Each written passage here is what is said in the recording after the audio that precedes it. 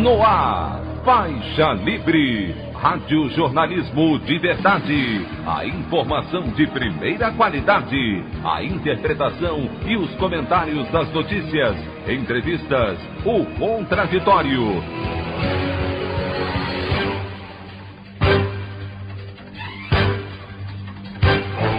Tudo para aproximar você cada vez mais da realidade do Brasil e do mundo. Apresentação: Anderson Gomes. Secretários de saúde de todo o país pedem toque de recolher nacional, com fechamento de praias, bares, escolas e fim da permissão para a realização de atividades religiosas na intenção de conter a Covid-19. Em meio à alta de mortes pela pandemia, hospitais federais do Rio de Janeiro perdem 1.400 profissionais temporários. Petrobras eleva pela quinta vez no ano o preço dos combustíveis nas refinarias. Essas e outras notícias na edição desta terça-feira, 2 de março do ano de 2021, do programa Faixa Livre.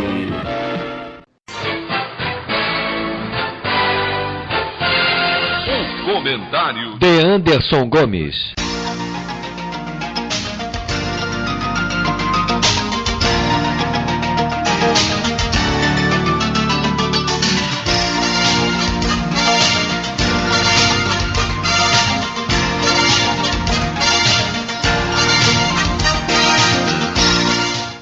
Bom dia, ouvintes. Hoje me sobrou muito pouco tempo para o editorial, mas eu não poderia deixar de ler para vocês um bom texto que o professor Gilberto Maringoni escreveu a respeito do posicionamento de algumas lideranças progressistas na discussão do valor que deve ser defendido para a retomada do auxílio emergencial, que mostra a debilidade de parte da nossa esquerda. O título do artigo é "Uma ideia tosca que flerta com o genocídio". Uma ideia tosca ronda parte da esquerda brasileira. É a ideia de que não se deve fazer campanha pelo auxílio emergencial de R$ 600 até o fim da pandemia, pois isso beneficiaria Bolsonaro e elevaria seus índices de popularidade. É inacreditável, mas há gente boa e progressista que pensa assim. Pensa, fala e escreve. Sem auxílio emergencial não há nenhuma possibilidade de haver lockdown. Sem auxílio emergencial, as pessoas morrem de fome. Sem auxílio emergencial, as pessoas morrem por tentarem trabalhar com a doença se propagando pelo ar. Sem auxílio emergencial e lockdown, a doença se propaga e atinge toda a sociedade. Toda. Há um preocupante divórcio entre parcelas da esquerda, majoritariamente composta por setores de classe média e o povo. Os motivos ainda precisam ser estudados, mas a demonstração não é complicada. Para alguém de classe média em qualquer capital brasileira, o que inclui setores progressistas, R$ 600 equivalem às compras da semana num supermercado ou a um almoço de domingo para 4 pessoas num restaurante de boa qualidade. No entanto, R$ 600 fazem a diferença entre a vida e a morte para milhões jogados no limbo do desemprego a partir de 2015. Essa percepção parece ter desaparecido nos dias que correm. Voltemos ao início. Dane-se que Bolsonaro recupere sua popularidade. Dane-se. Não é isso que lhe tira o caráter genocida e negacionista. A esquerda será derrotada diante da doença, do lockdown e da identidade com os de baixo se não agarrar a defesa do auxílio emergencial como bandeira central e essencial e concreta, juntamente com a defesa de isolamento social, da vacina e do emprego. Negar a campanha pelo auxílio emergencial é algo muito pior que uma ideia tosca. É uma ideia que acaba involuntariamente por flertar com o negacionismo genocida de Bolsonaro. A opinião do Faixa Livre. Bandeirantes, 1360. Estamos apresentando Faixa Livre. Voltamos a apresentar Faixa Livre. Estamos de volta, ouvintes, com o início da edição de hoje do programa Faixa Livre, que tem na sua produção a jornalista Celeste Sintra, auxiliada pela também jornalista Natália Moraes, tendo no comando do áudio o Francisco. Meu bom dia a todos. E meu bom dia também a você, que pode aqui participar nos enviando mensagens eletrônicas para o endereço ouvinte@programafaixalivre.com.br ou ainda registrando suas participações diretamente nas nossas redes sociais. No Facebook, nossa página é o Programa Faixa Livre. No Twitter e no Instagram, para deixar o seu recado, basta seguir os perfis @PGM Faixa Livre. Lembrando que as participações por telefone estão inviabilizadas, pois durante o período da pandemia do novo coronavírus, nosso programa está sendo gravado no dia anterior à sua veiculação. Pedimos desculpas aos nossos ouvintes que costumam interagir conosco desta forma, mas foi a maneira encontrada pela equipe do Faixa Livre para mantê-los informados sobre o que acontece no país e no mundo com essa nossa visão crítica e, ao mesmo tempo, preservando a saúde dos profissionais que levam o programa ao ar. O Faixa Livre pode ser acompanhado também pelo nosso aplicativo para celulares com sistema operacional Android. O nome do aplicativo é Programa Faixa Livre. Os ouvintes também têm acesso à transmissão pelo nosso site, o www.programafaixalivre.com.br, ou pela página da Associação de Engenheiros da Petrobras, a AEPET, uma das nossas entidades patrocinadoras, no www.aepet.org.br. Para quem perdeu alguma das edições ou quer ouvir novamente o Faixa Livre, os áudios das entrevistas e editoriais estão disponíveis no nosso podcast, nos aplicativos Spotify, Deezer e Castbox. E dando início às nossas entrevistas, eu cumprimento o juiz da Associação Juízes para a Democracia, João Batista Damasceno. João Batista Damasceno, bom dia. Bom dia, Anderson. Bom dia, ouvintes do programa Faixa Livre. É um prazer muito grande, mais uma vez, estarmos aqui nesta interlocução. Muito obrigado, Damasceno, por você novamente estar aqui conosco no Faixa Livre. Damasceno, eu queria começar conversando com você a respeito ainda daquele caso da prisão do deputado federal Daniel Silveira, por ordem do ministro do Supremo Tribunal Federal, Alexandre de Moraes, que depois acabou referendada por toda a corte e mantida pela Câmara dos Deputados, meio que a contragosto. Essa é que é a grande verdade. Primeiro, Damasceno, eu queria saber como é que você observou todo esse imbróglio da prisão do deputado Valentão, que tem uma longa ficha corrida. Você achou a medida do STF correta? A adoção da Lei de Segurança Nacional para enquadrar o parlamentar se deu de maneira adequada, na sua opinião? Anderson, eu não sei se foi a contragosto que a Câmara dos Deputados, manteve a prisão do deputado, não. Foram 364 votos pela manutenção da prisão contra 130 a favor da revogação, quando bastavam 257 votos para manter a prisão, ou para revogá-la. Então, eu acho que 364 votos é um número muito expressivo para imaginarmos que seja a contragosto. Efetivamente, é um deputado que estava exagerando no exercício da liberdade da manifestação do pensamento e aproveitando a imunidade parlamentar ou a própria liberdade de expressão para cometer crimes. E aí vale lembrar de uma máxima que nenhum direito é absoluto. Os direitos são relacionais. O fato de ter um direito não me permite abusar dele. O exercício irregular de direito é ilícito. Embora a pessoa possa ter o direito, o exercício irregular do direito se traduz em ilicitude.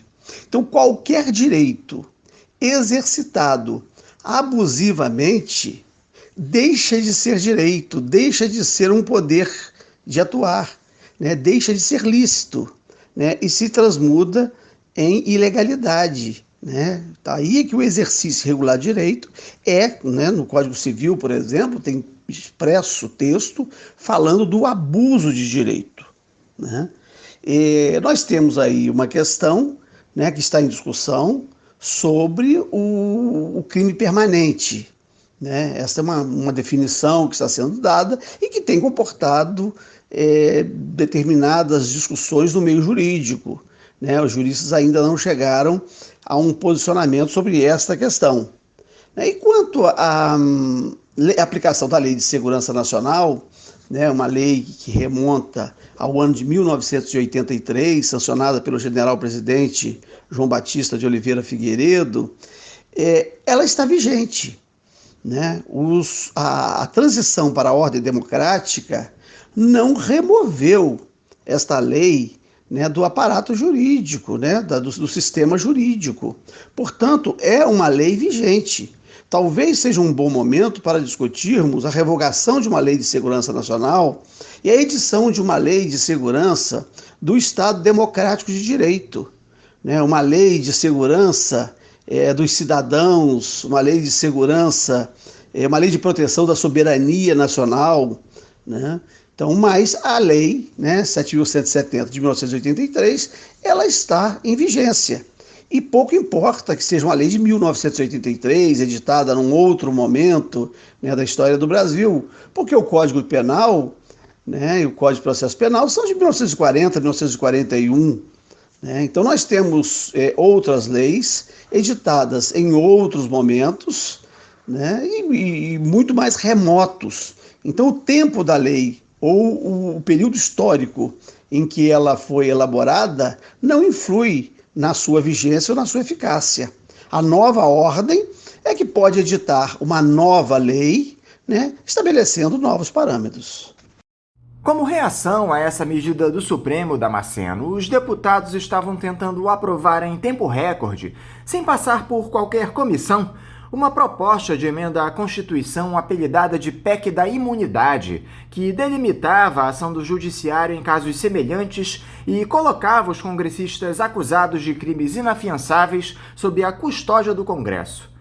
Por conta da polêmica provocada por essa medida, acabou não havendo consenso entre os deputados. O presidente da Câmara, Arthur Lira, desistiu de votar e enviou a PEC para uma comissão especial, que é o rito natural desse tipo de processo na Casa Legislativa. Qual é a leitura que você faz para esse atropelo dos parlamentares em discutir essa matéria, Damasceno? Isso não passa a imagem de que a Câmara tenta legislar a qualquer custo em causa própria? Muita gente passou a chamar essa proposta de PEC da impunidade ao invés de imunidade. Olha, toda decisão tomada de afogadilho, ela pode ter efeitos diversos dos desejados, né? Talvez temerosos, né, de que a medida adotada naquele caso concreto pudesse se repetir com todos, né, com todos os parlamentares, levou a Câmara dos Deputados a propor, a discutir, né, uma PEC ampliando as suas garantias. Né? Eu acho que a questão está nessa apreciação, nesse afogadilho, né, de dar uma resposta rápida, né, decidir rapidamente para buscar a proteção do próprio parlamento. Né? Então, é uma legislação, né, se pretendeu um arcabouço, né, jurídico geral, né, para um caso, em face de um caso concreto. É óbvio que o parlamento precisa de garantias para o seu funcionamento. A imunidade parlamentar, ela é fundamental para a democracia. O Congresso Nacional, ele é fundamental para a democracia. Todas as vezes que o Congresso foi fechado, todas as vezes que ele esteve sob ameaça de fechamento, não foi coisa boa, né, para a ordem jurídica brasileira, para a democracia, para a sociedade brasileira.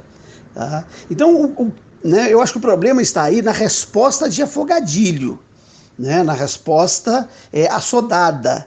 Né, e por isso os deputados recuaram e vão debater essa questão com maior profundidade, a fim de que se protejam, né, porque isso pode ser um problema. Né, nós temos uma decisão do Supremo Tribunal Federal em face, né, de um senador e agora de um deputado. Antes foi o senador Delcídio e agora o deputado Daniel Silveira. Eu não temo, né, o que o Supremo faça. O que o Supremo faz tem visibilidade, tem discussão, né, passam os dias e o assunto continua em evidência, como neste momento você me fazendo essas perguntas. Agora, imagina essa situação ocorrendo no âmbito dos estados. né, se os tribunais regionais, federais e os tribunais de justiça passarem a adotar, né, idênticas medidas. E se os juízes singulares, né, nas comarcas do interior passarem também a adotar idênticas medidas, né? Isso pode se transmudar num risco para as liberdades. Tá? Eu não temo, né, uma decisão do Supremo, e nem acredito que o Supremo vá banalizar esse tipo de conduta. O problema está em isso se pulverizar pelo país. E eu acho que foi essa a intenção dos deputados ao buscarem proteção para o exercício dos seus mandatos. Claro, o fizeram de afogadilho, né? O fizeram assodadamente. E este assodamento, né, gerou uma certa estranheza.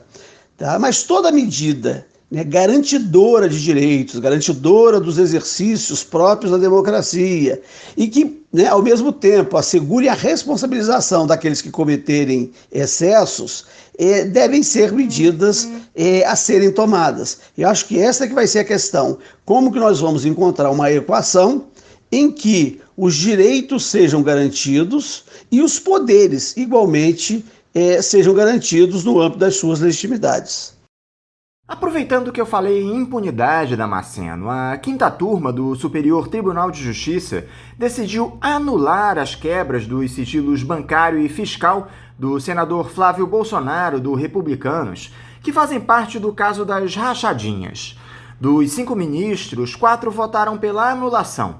As quebras haviam sido autorizadas pelo juiz Flávio Itabaiana na primeira instância. Com isso, o inquérito corre o risco de voltar à estaca zero.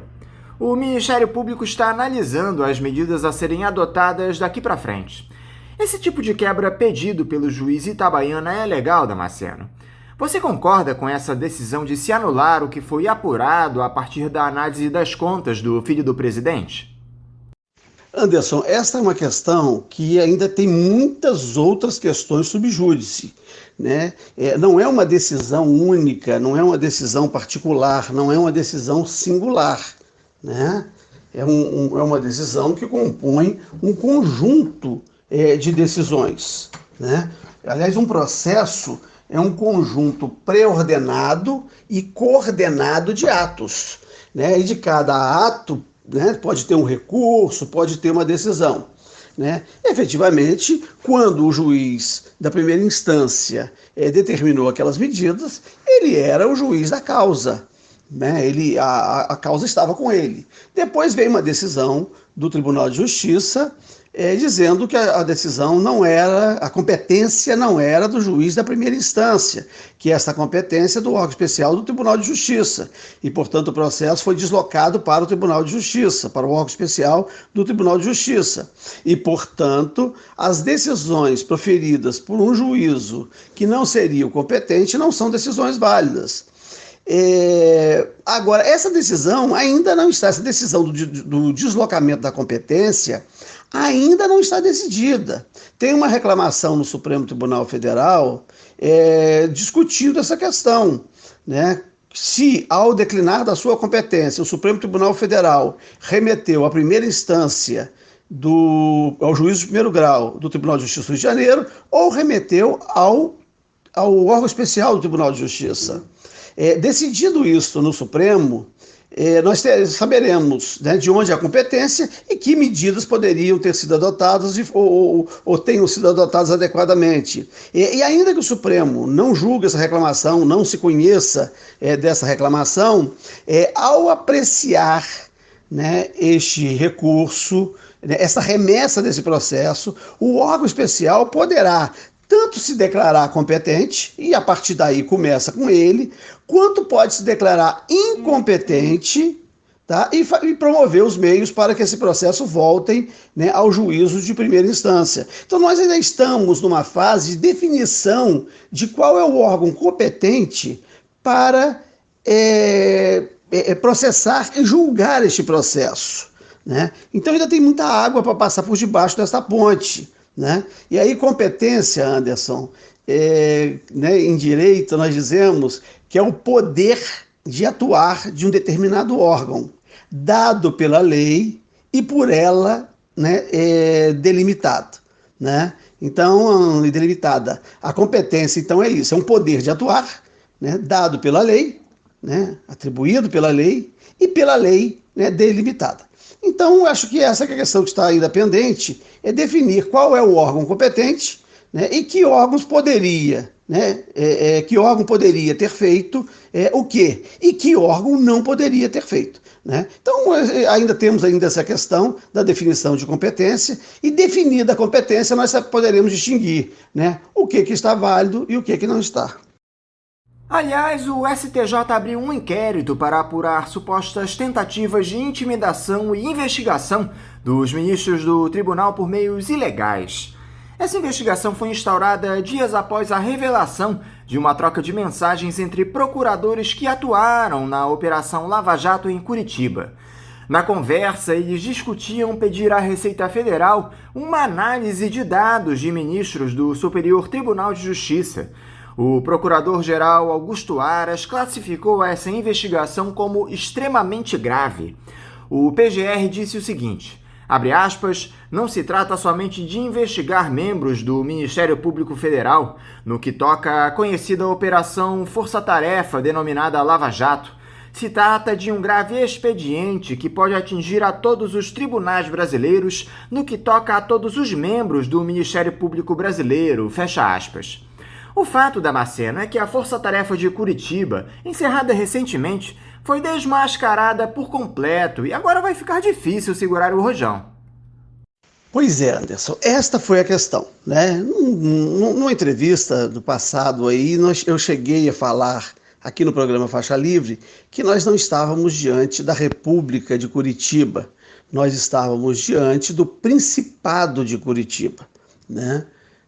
Os príncipes de Curitiba estavam fazendo tudo o que queriam, né? E aí juntava, né, juiz, procuradores e policiais da Polícia Federal, né? Tinha até a figura emblemática do japonês da Federal, né? Uma figura que acabou participando de operações usando uma tornozeleira, né? Então isso já dava uma dimensão, né, do que nós estávamos vivendo, né? Um policial, né, no exercício das suas funções, porque não tinha perdido o cargo, né, com o uso de tornozeleira e sendo tratado como herói, né? Então nós tivemos ali um problema muito sério, que foi a transposição dos limites de atuação, né? Na resposta anterior eu te falei sobre competência, né, que é o poder de atuar, né, nos limites definidos pela lei, nos limites atribuídos pela lei, né? E o que aconteceu, né, em Curitiba com a força-tarefa, né, da chamada Lava Jato, né, nesse Principado, né, de Curitiba, foi uma transposição dos limites de atuação. Não se atendeu, não se obedeceu à delimitação legal para a atuação. E depois que você transpõe as bordas dentro das quais se deve atuar, não tem mais limite, né? É como um campo de futebol, né? Você tem as linhas, né, de fundo e as linhas laterais. O jogo tem que ocorrer dentro dessas linhas. Se essa linha não é respeitada, né, você pode ir chutando indefinidamente, porque você não vai encontrar uma segunda linha, né? Então, a competência, né, dos agentes públicos, ela precisa estar muito bem delimitada, e qualquer transposição é preciso que o jogo seja paralisado, né, que a bola seja recolocada dentro do campo novamente e que os jogadores atuem dentro dos limites que podem atuar, tá? Porque senão, depois que transpõe o limite, não existe mais o que se possa esperar como atuação regular, porque o céu se transforma no limite, o céu ou o inferno, dependendo de quem será atingido, né, pela medida. Então, o que nós tivemos, né, na atuação da Força-Tarefa da Lava Jato, né, e que tivemos, né, com o Principado de Curitiba, foi que houve uma transposição dos limites legais de atuação, e a partir disso, né, a meninada achou que podia tudo, e estava podendo, né? E hoje, né, as conversas divulgadas do The Intercept nos demonstram, né, nos demonstram que né, os limites foram transpostos e largamente, né, que muitos abusos foram cometidos. Tá? Mas ainda é tempo, apesar de todos os danos causados, ainda é tempo, né, de recolocar, né, o bonde sobre os trilhos. O que acontece é o seguinte: o bonde que descarrilha não volta para o trilho sozinho, né? Vai gastar muito esforço para recolocá-lo sobre os trilhos. E essa história, Damasceno, daquela delegada que participou da Operação Lava Jato, a Érica Marena, que ela teria falsificado um depoimento para atender a um pedido dos procuradores da Operação Anticorrupção. É isso mesmo, Damasceno? Chegamos a esse ponto? Anderson, é pior, porque da conversa do procurador Delanhol se depreende o seguinte: ela promoveu a falsidade pensando que eles tinham pedido aquilo, que fosse do interesse deles. E aí é que ele diz que não era pedido deles, não era do interesse deles, né? E que aí eles estavam preocupados com ela, né? Se isso aconteceu, né, da forma como está descrito lá pelo procurador Delanhol, é preciso saber da ocorrência de outros casos em que tenha havido interesse deles. Porque pelo teor da conversa, o que se depreende ali é o seguinte, né, um procurador falando com o outro, olha, ela fez isso, isso e isso, ela simulou um depoimento, né, ela tomou um depoimento como se fosse real, com escrivão e tudo, quando isso não aconteceu. Ela pensou que nós quiséssemos isso, ela pensou que fosse para a gente, né? Mas desta vez não era, né? Então o que nós temos que ver é o seguinte: que outros casos, né, isto ocorreu quando era efetivamente do interesse de algum procurador da Lava Jato, algum procurador, né, da Força Tarefa. Então é algo estranho. Agora, é bom que isto venha à tona, porque essas coisas acontecem no Brasil profundo, né?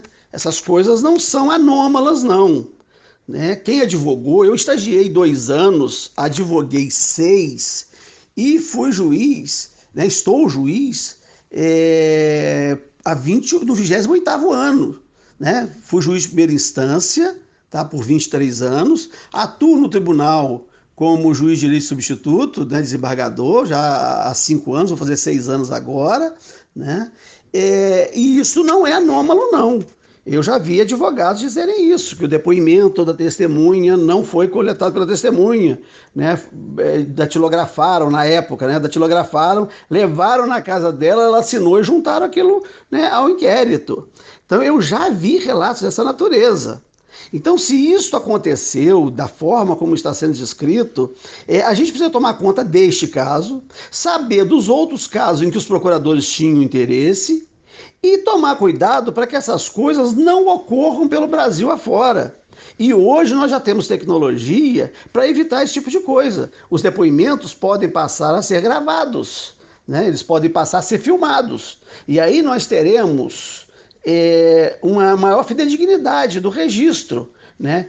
Onde foi tomado, como foi tomado um depoimento, em que circunstâncias ele foi tomado, né? Como estava sendo feito o depoimento. Eu acho que a tecnologia hoje nos permite melhorar essa atuação. Eu acho que podemos passar a adotar um critério, por exemplo, de depoimentos filmados, né? Registrados, né? Em mídia, né? Para que esse tipo de ocorrência não volte ou não continue a se perpetrar, né, nas instituições brasileiras.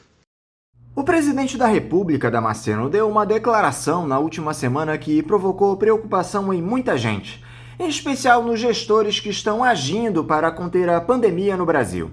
O Jair Bolsonaro afirmou que os governadores que promoverem fechamento de comércio e outras atividades para evitar a proliferação do novo coronavírus terão de bancar o auxílio emergencial às populações. Ele pode fazer esse tipo de ameaça, Damasceno? Não só ameaça, parece que, caso concretizado, isso fere o texto constitucional, não é isso? O presidente, ele promove algumas declarações radicais, que é uma forma de manter coesa a base radical que ainda lhe resta. O problema é que o Brasil não é radical, né? Tem um livro muito importante do pensador social brasileiro, né, Paulo Mercadante, E o Paulo Mercadante, um título de livro publicado em 1965, né, pelo jurista e pensador social brasileiro Paulo Mercadante, que era a consciência conservadora no Brasil, né? E ele advertia aquele pessoal que estava promovendo o golpe, que havia promovido o golpe militar de 64, de que o brasileiro ele rechaça, né, os radicalismos, né, que as mudanças no Brasil são mudanças né, pelas beiradas, né, elas não vão no alvo, né? Então eu acho que nós temos aí alguns componentes da formação social brasileira que o presidente está ignorando, né? A radicalidade ela pode ocorrer num determinado momento, né? Mas logo, até aqueles que estavam participando da radicalidade se afastam, né? Então o presidente, com essas declarações, né, radicais, né, visando a manter a sua base radical coesa, ele vai acabar ficando isolado, né? Porque a radicalidade cansa, né? A radicalidade é algo que, né, com pouco tempo as pessoas se afastam, né? Então esta ameaça, né, ela não tem objetivo real, ela não tem fundamento, né? Quem define o auxílio emergencial é a lei, né? Quem define quem vai pagar é a lei. Não é o presidente que pode chegar e dizer uma coisa destas, né, no estado onde houver, né, decretação de medida restritiva, né, de circulação, o Estado vai ter que pagar. Ele não tem mecanismo para transferir para o Estado a responsabilidade que está definida pela lei à União, né? Então eu acho que é mais uma expressão dessas radicais, né, do presidente, que produz algum efeito político em algum momento, produz comentário, né, mas não produz efeito legal, não produz efeito político concreto, né, no funcionamento das instituições. Damasceno, parece que o Bolsonaro não vai sossegar enquanto não ocupar todos os cargos do executivo com militares. Depois de colocar um general no comando da Petrobras, agora ele quer entregar a Secretaria de Comunicação da presidência ao almirante Flávio Rocha. Esse tipo de iniciativa do presidente Damasceno vem acompanhada daquela facilitação do acesso a armas de fogo, com a edição de decretos, tendo como claro intuito de fornecer instrumentos a essas milícias que o apoiam. Esse seria o movimento combinado do Bolsonaro, Damasceno, de apinhar de militares o governo e armar seus apoiadores visando uma tentativa de fechamento do regime, caso a sua situação política se complique. É possível fazer essa leitura ou há exagero nesse tipo de análise? Anderson, claro que há um certo exagero nesse tipo de colocação, né? Em primeiro lugar, nós precisamos lembrar que a ditadura empresarial militar, né, que vigiou nesse país de 1964 a 1985, ela não é uma ditadura eminentemente militar. Ela é uma ditadura empresarial militar, né? Os militares foram colocados nos postos porque interessava a um certo setor da sociedade brasileira, né? Notadamente um empresariado tacanho, né? Uns senhores de terra receosos, né, de que o Brasil pudesse vir a ter uma reforma agrária ou seus títulos grilados discutidos, né? Então nós tivemos a instalação, a implantação da ditadura para atender certos interesses.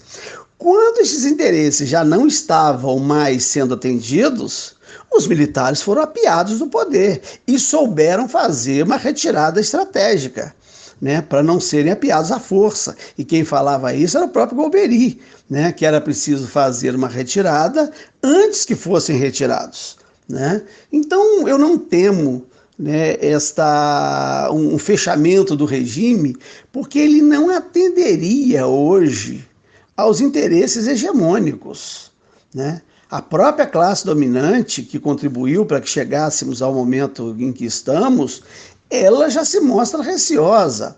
A troca de mensagens no grupo de WhatsApp de senadores, né, e alguns deles representantes dos maiores grupos econômicos desse país, já demonstra uma certa contrariedade, porque o que o empresário quer é lucro, o que o acionista quer é dividendos, né? Então não adianta uma ordem jurídica, não adianta um regime político que estabeleça uma ordem rígida que não dê lucro. Né? Os donos da fazenda, né, querem um capataz severo, mas um capataz que propicie lucro. Se for um capataz apenas severo, não interessa. E se der prejuízo, pior ainda. Né? Então eu não vejo essa possibilidade e não vejo como um fechamento do regime possa atender aos interesses, né, dominantes da sociedade brasileira. Né? Quanto à ocupação, né, dos postos-chave e de muitos cargos por militares da ativa, né, isso traz dois problemas. O primeiro é que mostra que o Brasil não precisa de ter as Forças Armadas do tamanho que tem. Né? Essas pessoas que estão deixando as suas atividades, né, nos quartéis para ocupar cargos políticos, estes cargos poderiam não existir nas Forças Armadas. É um momento de rediscutir o tamanho das Forças Armadas e para que nós a queremos. Né? Porque se eles fossem imprescindíveis nas suas funções militares, eles não estariam sendo deslocados para outras funções. A outra coisa é que demonstra a falta de capilaridade, de apoio social do presidente, a incapacidade de trazer para junto de si, trazer para o governo, né, quadros técnicos, quadros qualificados para os exercícios das funções. Então ele tem que trazer gente do tipo, né, daquela declaração do ministro Pazuello, né, que ele possa mandar e que vá obedecer. Né, quando o ministro Pazuello fez aquele convênio para a compra da vacina e o presidente mandou desfazer e ele disse, manda quem pode, obedece quem tem juízo. Né? Um ministro da saúde qualificado, um ministro da saúde comprometido com a saúde, né, não, né, daria uma declaração dessas. Ou manteria o convênio ou se exoneraria. Né? E aí tem uma outra particularidade, né, que está no livro, né, do general Vilas Boas, na página 196, que ele fala como os militares fazem o approach. Ele diz assim, aos poucos ele foi ocupando espaço na estrutura do palácio, tornando-se essencial como assessor e uma peça fundamental na administração. Então tem essa outra coisa também, que é essa qualificação, né, dos militares para se fazerem essenciais, né, para parecerem fundamentais para aqueles que não estão acostumados ou que não têm uma socialização para o poder de mando. Né? E aí acreditam que qualquer um que se mostre essencial, qualquer um que se mostre fundamental, qualquer um, né, que obedeça às ordens que são transmitidas, né, são auxiliares qualificados. Por falar em militares, Damasceno, outra coisa que impressiona é a atuação do general Eduardo Pazuello diante dessa crise da pandemia. Uma das últimas dessa figura, que ganhou o cargo tendo como principal qualidade ser especialista em logística, foi ter enviado doses das vacinas contra o novo coronavírus de maneira invertida para os estados do Amazonas e do Amapá. Aliás, o Amazonas talvez seja a unidade da federação onde a Covid faz mais vítimas atualmente, por conta daquela nova cepa que está circulando. Ou seja, não há doses suficientes para atender o país porque o governo federal demorou a se mexer e o especialista em logística ainda faz o favor de enviar errado para os estados. Outra situação envolvendo o ministro-general foi essa mudança de versão à Polícia Federal sobre quando foi avisado da falta de oxigênio em Manaus. Primeiramente, ele havia dito que recebeu a informação no dia 8 de janeiro, mas a PF disse que foi 2 dias depois. Além de incompetente e confuso, Damasceno, esse sujeito mente. Pois é, Anderson, essa questão da remessa da vacina, né, do Amazonas, né, para o Amapá, né, aí confundiram aí as siglas do estado, AM e AP, né, e mandaram errado. Eu não sei se eu debitaria isso exclusivamente ao general Pazuello, né, porque não é ele que empacota, não é ele que coloca a etiqueta com endereço, não é ele que coloca isso no caminhão ou no avião, né, mas mostra o tipo, né, de assessoramento que ele está tendo, mostra a qualidade da equipe que trabalha com ele. Né? Então isso, né, é demonstrativo da desorganização na qual nós estamos inseridos. Né? Quanto ao presidente ter demorado a atuar, eu acho que não houve demora, não. Nós tínhamos aí 2 opções, né, desde o começo da pandemia. A primeira era tomar medidas restritivas até que chegasse uma vacina. E tendo a vacina, né, adquirir o mais rápido possível para poder vacinar a maior população possível. Em 1975, no governo Geisel, o Brasil vacinou 60 milhões de pessoas contra a poliomielite em 4 meses. Em 2009, sem muito alarde, sem muito problema, o Brasil vacinou 80 milhões de pessoas contra H1N1 em 3 meses. Né? Então o Brasil tem know-how, o Brasil tem um aparato, né, de vacinação muito bem elaborado e que pode ser implementado, que poderia ser implementado a hora que se pretendesse. Né? O que aconteceu foi uma opção pela chamada imunização do rebanho. Então, o que significa isso? Né? Você deixa o vírus correr livre, né?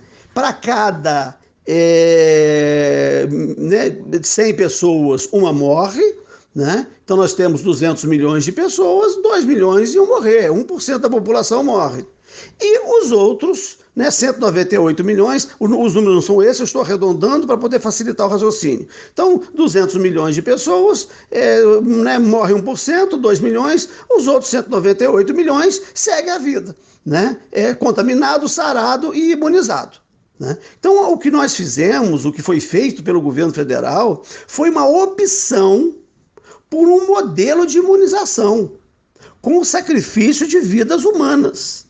Essa que foi a questão. Então não houve uma inércia, não houve uma omissão, não. Houve uma decisão, né? Houve uma conduta deliberada de sacrificar parcela da população, notadamente a parcela idosa, né? que segundo os economistas impactam as contas da Previdência, uma outra parcela, né, com doenças, com comorbidades, que segundo os economistas impactam, né, o SUS. Né? Então, o que houve foi aí uma proposição de eliminação, né, desses dois segmentos da sociedade, idosos e pessoas doentes, para poder trazer resultados econômicos, para poder deixar de impactar a Previdência, né, e o SUS. Então, não há inércia, não há braços cruzados. Né? O que nós temos aí, né, é uma deliberação, né, por uma política que é a de imunização do rebanho, né, por conta própria. Né? Essa que foi a política adotada e as consequências nós estamos vendo aí. Damasceno, mais uma vez, muito obrigado por você estar aqui conosco no Faixa Livre. Eu quero te desejar um ótimo dia de trabalho e também deixar aqui o meu abraço. Bom dia, Anderson. Bom dia, Celeste. Bom dia, ouvintes do programa Faixa Livre. Foi um prazer muito grande, né, este bate-papo mais uma vez aqui. Conversamos aqui com o juiz da Associação Juízes para a Democracia, João Batista Damasceno. Vamos agora ao nosso primeiro intervalo. Voltaremos daqui a pouquinho. Voltamos a apresentar Faixa Livre.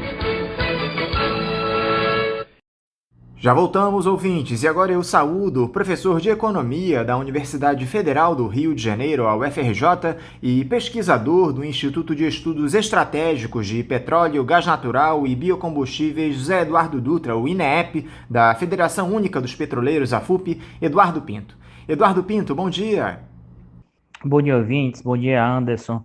Agradeço pelo convite, novamente aqui com vocês, para a gente discutir a situação brasileira e também a questão do petróleo.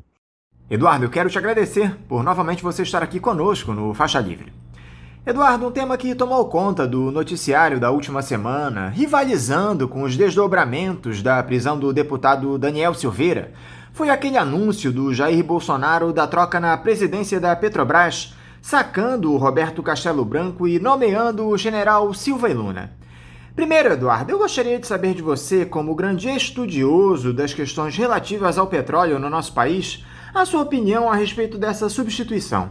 Ela pode pôr fim a essa política de preços criminosa promovida pela direção da estatal, condicionada às variações do valor do barril no mercado internacional?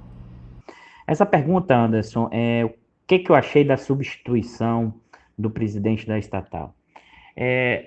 Antes de eu colocar a minha perspectiva sobre isso, o que mais chamou atenção é que o mercado financeiro deu um piti, tá? O mercado financeiro fez, e não só o mercado financeiro, mas também como os grandes meios de comunicação, aceleraram, mostraram que isso era um problema político, isso era uma ingerência, isso era a questão política se misturando com a economia. E eu vou fazer a minha primeira comparação para a gente entender, e porque eu estou chamando isso de piti, né? Quem é o principal acionista e quem é o acionista majoritário da Petrobras? O Estado brasileiro, tá? Então é o executivo que escolhe o gerente, o gestor que vai à presidência da Petrobras. É equivalente ao seguinte, Anderson, imagine se a dona do Magazine Luiza, a Luiza Trajano, resolvesse trocar o seu gerente, né? E os meios de comunicação todos diriam que ela está fazendo um ato político e está trocando o seu gerente, né? Então, primeiro ponto, né? A troca do gestor, né, é um ato, é uma função do proprietário da empresa, e nesse caso do Estado brasileiro, né? Primeiro ponto. Eu acho que isso tem que deixar muito claro para os ouvintes, para não confundir a partir da perspectiva da grande imprensa, isso é ingerência política. Não. Na verdade, o presidente da República, como representante do Estado brasileiro, ele tem a possibilidade, legalmente é possível, e essa mistura, essa confusão entre público e privado, novamente, porque a Petrobras, juridicamente, é uma empresa de capital misto, é uma empresa estatal e que tem como seu proprietário o Estado brasileiro. O Estado brasileiro pode, né, trocar a qualquer momento, né, o presidente da Petrobras. Tanto é assim que ele escolhe, né, o acionista majoritário escolhe o presidente, escolhe do Conselho Administrativo uma quantidade enorme de conselheiros. Tá? Então esse é o primeiro ponto. O segundo ponto, que acho que você chamou muita atenção, que é a política de preço da Petrobras. Tá?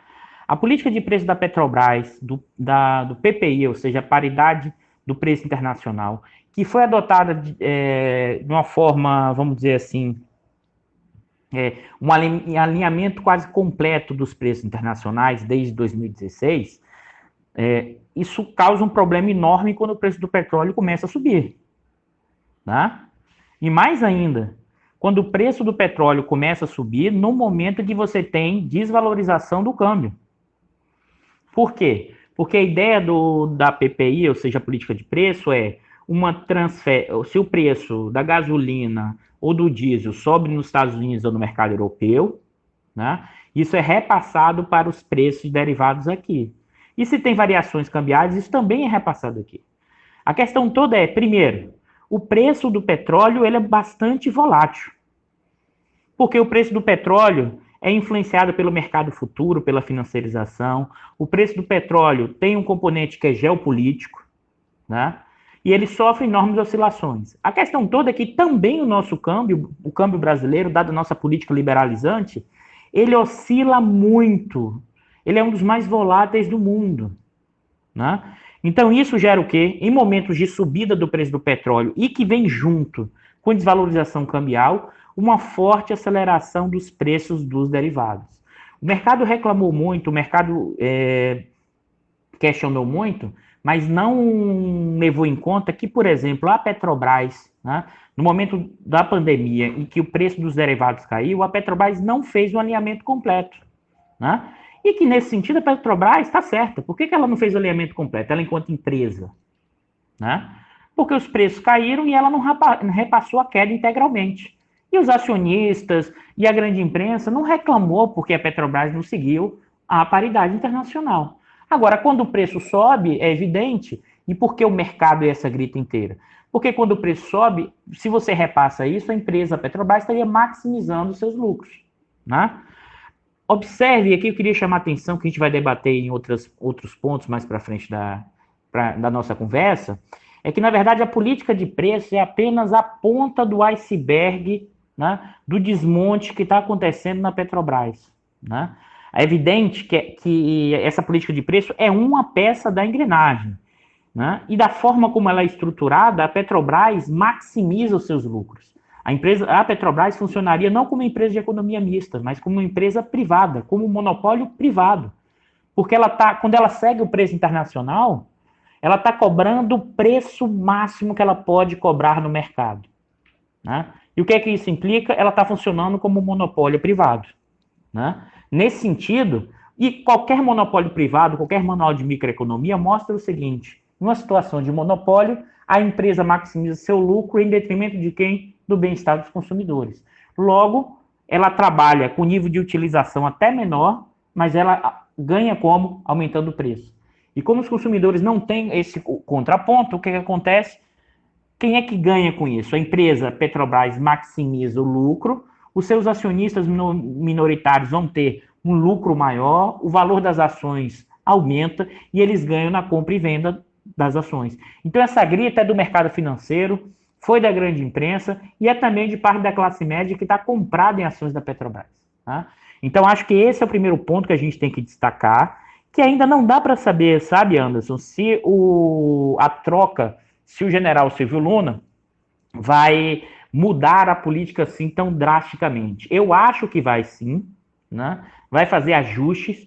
Por quê? E aqui acho que aqui tem uma diferença. Muita gente tem comparado a atuação do Bolsonaro com a atuação da Dilma na questão da política de preços, tem uma diferença enorme, né? Porque nesse momento o que o Bolsonaro está olhando não é mudar a estratégia da Petrobras no sentido de privatizações, investimento da empresa, não, né? Tanto é que permanece e provavelmente deve permanecer as privatizações, né?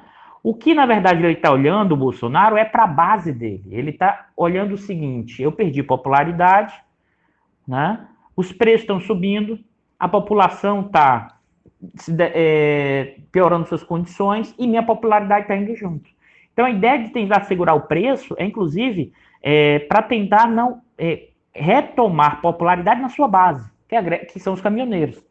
Então, Anderson, esse jogo, né, que está se promovendo, tem que ter cuidado, porque a mudança parcial da política de preço não necessariamente gera ou configura uma mudança na estratégia da Petrobras, do seu plano de negócio, que deveria incorporar um projeto de país, investimento, preço, infraestrutura. Eu não acho que essa mudança da gestão do Castelo Branco irá fazer esse giro tão grande como muita gente espera. E qual é o histórico dessa relação entre os militares e a Petrobras, Eduardo, desde a fundação da empresa na década de 1950? Eles costumam prestar bons serviços ao país no comando da estatal?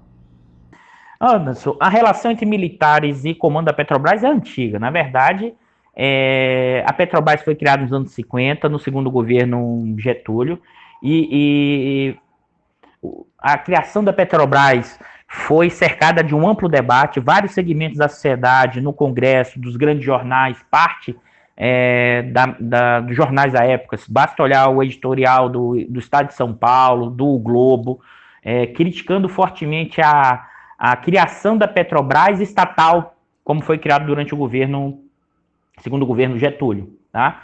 E nesse sentido, um dos braços importantes de apoio dessa empreitada do Getúlio, tá, foram as Forças Armadas. Na verdade, o primeiro presidente, ao longo desse período da década de 50 até final dos anos 80, a maior parte da presidência da Petrobras esteve na mão dos militares. Tá? Agora, inclusive foram um dos impulsionadores do projeto do Petróleo é Nosso, do slogan da criação da Petrobras. Só que a gente tem que ter muito cuidado, Anderson, de fazer uma analogia direta entre o que foram os militares naquele momento histórico e o que são os militares hoje. Tá? É evidente que naquele momento histórico, nos anos 50, né, e se você olhar desde os anos 30 até meados dos anos 80, foi sendo construído no âmbito militar uma visão da necessidade de desenvolvimento brasileiro associado à indústria, tá? À segurança nacional, e a Petrobras teve um peso enorme nesse processo no campo militar. Por quê? Porque a Petrobras foi criada, né, em certa medida estatal, para garantir a segurança energética brasileira. O que é isso, ouvintes? Né? Isso está associado ao quê? A ideia de que o Estado brasileiro iria garantir acesso a derivados de petróleo em todo o território nacional. Né? Porque petróleo não é uma simples commodity. Petróleo é a máquina que move a indústria. Petróleo é a máquina que move, né? É um principal insumo industrial, transportes, deslocamento, move a máquina de guerra, inclusive, né? Suprimentos, oferta. Então, o nascimento da Petrobras, com uma lógica desenvolvimentista, com um apoio militar, esteve associado a desenvolvimentismo, segurança energética e, nesse momento histórico, os militares conectados com esse processo, né? Dado a importância para os militares da questão da segurança energética, da questão da siderurgia, pensada a partir da indústria de armamentos. Então, essa é uma configuração. Aí você poderia estar me perguntando, Eduardo, esses militares de hoje, né, tenderão a ser parecidos com os militares do passado? Né? Bom, na minha percepção, acho que não, né? Porque, na verdade, os militares de hoje, né, no sentido desenvolvimentista dos militares dos anos 50 até meados dos anos 80, você não tem mais essa formação dos militares brasileiros. Né? Basta olhar a discussão dos generais, do alto comando, quando eles dão entrevistas sobre a questão econômica. Para eles, a questão é o mercado resolve. Ou seja, já perdemos a batalha. Como perdemos a batalha, deixa o mercado resolver, deixa entrar capital estrangeiro. Ou seja, não acho, Anderson, que esses militares vão parar o processo de privatização da Petrobras. Agora, como o general Silvio Luna tende a seguir o que o chefe manda, que é o presidente, o Bolsonaro, a tendência é que vão ocorrer mudanças na política de preço e eles também vão tentar o quê? Manter as privatizações. Só que o resultado desse movimento duplo gera a parada da privatização. Porque o investimento estrangeiro não virá na compra de refinarias se a Petrobras mantiver possibilidade de deslocá-los com a concorrência, com a política de preço, para baixo, por exemplo. Então, é por isso que eu tenho chamado o que está em curso, né, na entrada dos militares no comando da estatal, não é um retorno do desenvolvimentismo, intervencionismo, e acho que muitas vezes parte enorme da esquerda ainda fica idealizando, depois de tudo que a gente viu, ou fica idealizando, ou fica esperando a resposta pronta. Na verdade, os militares hoje, eu acho que o Silvio Luna, essa entrada é muito mais um caminho de pazuelização da Petrobras do que um tipo de estratégia desenvolvimentista. Ou seja, os militares de agora não são iguais aos militares de outrora. E são completamente diferentes, estão muito menos conectados com um projeto industrial de desenvolvimento nacional, de autonomia, como foi durante o período do Geisel-Golbery. E aí não estou tirando o que foi a ditadura, o que foi a tortura, mas ali tinha, no mínimo, alguma tentativa de construir um projeto mais autônomo e que estava associado aos militares. Isso não é, né, a cabeça hoje do militar, e acho que essas intervenções aí, elas mudam em grau. É evidente, o militar, por natureza, ele não é liberal, dogmático, né?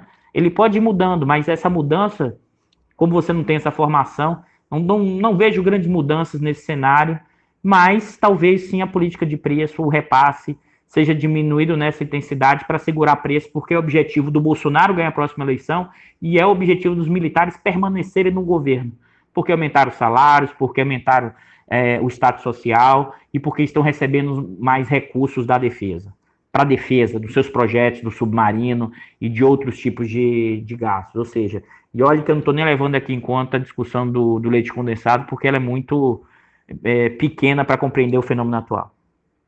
O Roberto Castelo Branco, como não poderia deixar de ser, Eduardo, tem demonstrado sua insatisfação com esse afastamento, que deve ser concretizado nos próximos dias em uma assembleia extraordinária da estatal. Na quinta-feira da semana passada, ele deu um recado durante videoconferência, onde falava com investidores sobre os resultados financeiros da Petrobras em 2020. O ainda presidente usava uma camisa com os dizeres em inglês "Mind the Gap", que significa algo como atenção à defasagem. Esse termo gap também é utilizado para se referir à distância entre dois preços, ou seja, ele deixa claro que sua saída pode representar o fim da política de preços de paridade de importação, a PPI, afetando os interesses dos acionistas da empresa. Ainda que o mais importante seja, evidentemente, atender aos interesses da nossa população, reduzindo o valor dos derivados de petróleo no mercado interno, Eduardo, é possível conciliar esses interesses? Dá para os acionistas receberem lucros no fim do ano e os combustíveis terem um preço compatível com a realidade nacional? Como isso seria viável? Anderson, essa sua pergunta é aquela pergunta assim, que todo mundo está atrás para tentar responder, mas eu vou começar respondendo o seguinte. Primeiro a gente tem que pensar qual é a função de uma empresa de capital misto estatal. Tá? A Carmen Aveal, uma pesquisadora do estudo de energia, uma pesquisadora do estudo de economia que estuda energia, já falecida, ela, na tese dela de doutorado, ela traz um elemento que acho fundamental para entender qual é a função objetiva de uma empresa estatal. Ela vai designar essa empresa estatal como bifront, ou seja, ela tem uma face que é privada e ela tem uma face que é pública. A face privada é o seguinte: é necessário ter lucro, não lucro máximo, mas é necessário ter lucro. E por quê? Porque parte desse lucro é capital necessário para novos investimentos, para a expansão. Então, por exemplo, parte do lucro da Petrobras ao longo dos anos 2000 foi utilizado para investimentos do pré-sal. Então, sim, é importante ter lucro, essa face empresarial de uma empresa estatal, mas não a maximização do lucro, porque senão a face privada domina toda a empresa e a empresa, mesmo tendo um caráter estatal, ela deixa de ser pública e deixa de ser estatal.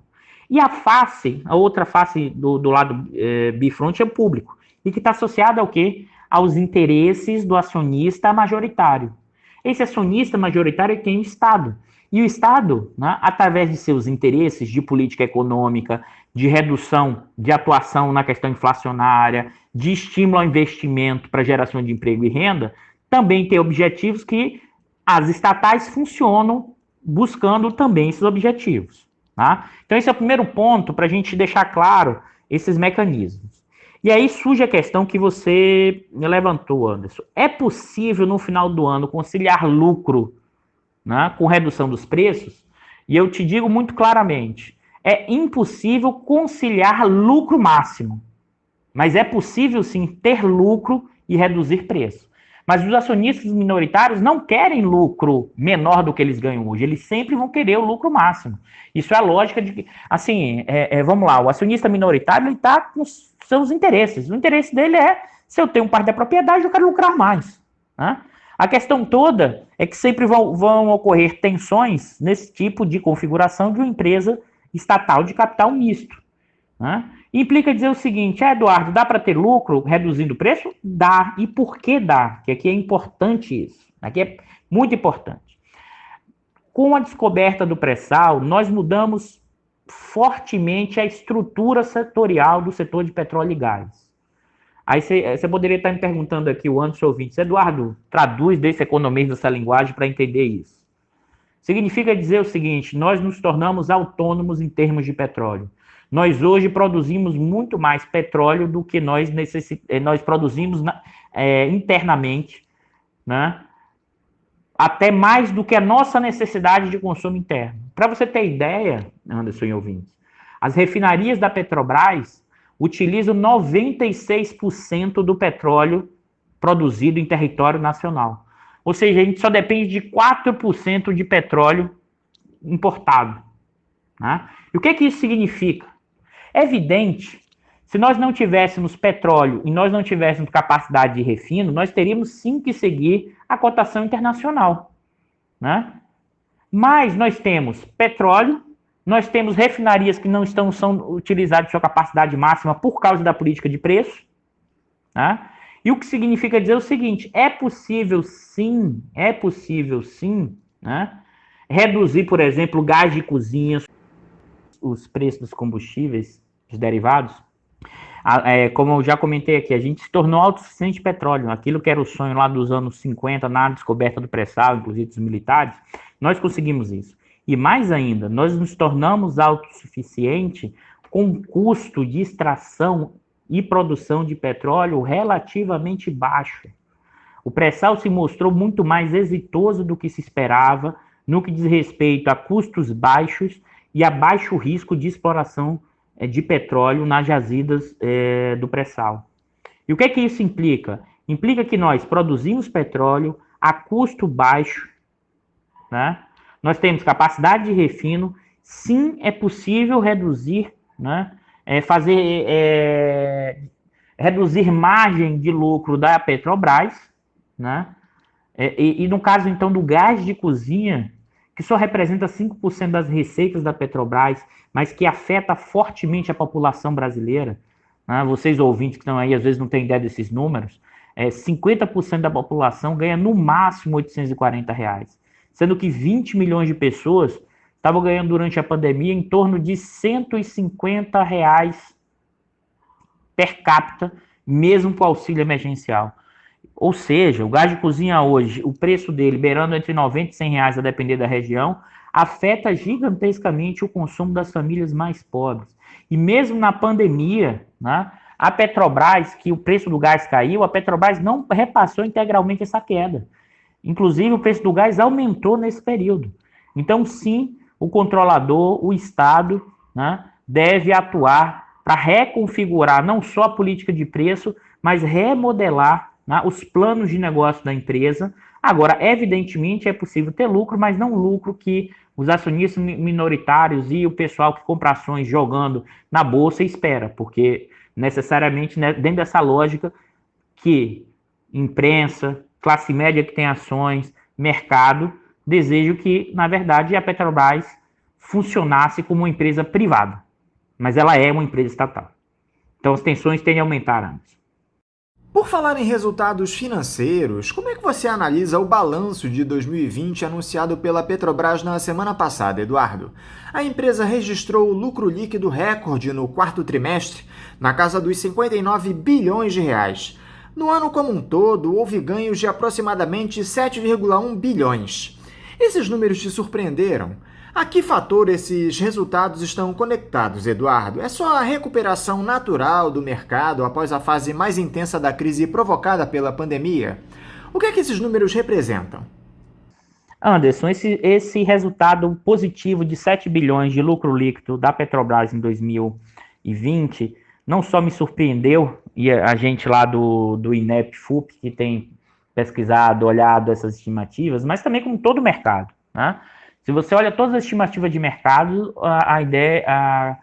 a expectativa era de prejuízo contábil, fruto dos chamados testes de impairment.